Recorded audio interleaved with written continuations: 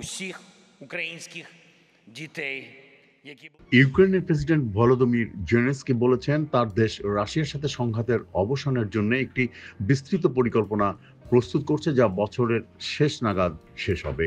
গত শুক্রবার স্লোভেনিয়ার প্রেসিডেন্ট নাতাসা পিরক মুসারের সাথে সাক্ষাতের পর কিয়েভে এক সংবাদ সম্মেলনে জেলেনস্কি মন্তব্য করেন।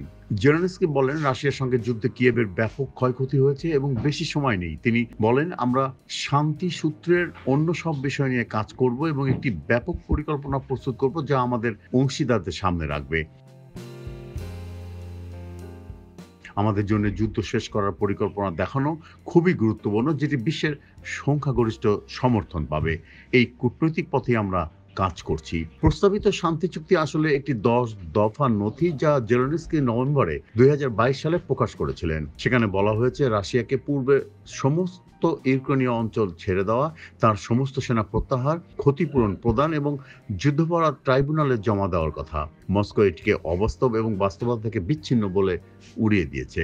জেলেনস্কি এও বলেন ইউক্রেনকে যুদ্ধক্ষেত্রে শক্তিশালী হতে হবে, কারণ রাশিয়া কেবল শক্তিকে সম্মান করে। জেলেনস্কির মন্তব্যটি বৃহস্পতিবার ইউরোপীয় ইউনিয়নের সাথে একটি দীর্ঘমেয়াদী সুরক্ষা চুক্তি স্বাক্ষর করার পরে আসে। ব্লকটিকে বছরের পর বছর সামরিক ও আর্থিক সহায়তার জন্য বাধ্য করে। মার্কিন যুক্তরাষ্ট্র এবং তার মিত্ররা কিয়েভের সাথে পৃথক সাহায্য চুক্তি স্বাক্ষর করেছে। এছাড়াও রাশিয়ার সঙ্গে দীর্ঘ যাত্রার জন্য কিয়েভকে সমর্থন করার প্রতিশ্রুতি দিয়েছে।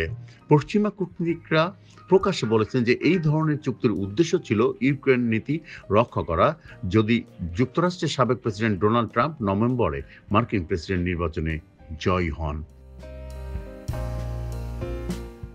ব্রাসেলসে বক্তৃতাকালে জেলেনস্কি যুক্তি দিয়েছিলেন যে ইউক্রেন যুদ্ধ দীর্ঘায়িত করতে চায় না এবং বছর ধরে সংঘাত স্থায়ী হোক তা চায় না। তিনি বলেন যুদ্ধক্ষেত্রে আমাদের অনেক আহত ও নিহত হয়েছে। আমাদের অবশ্যই কয়েক মাসের মধ্যে একটি নিষ্পত্তির পরিকল্পনা টেবিলে রাখতে হবে। রাশিয়ার প্রতিরক্ষা মন্ত্রণালয়ের মতে ইউক্রেন শুধুমাত্র মে মাসে 35,000 সৈন্য হারিয়েছে এবং সংঘাত শুরু হওয়ার পর থেকে প্রায় 5 লাখ সৈন্য হারিয়েছে।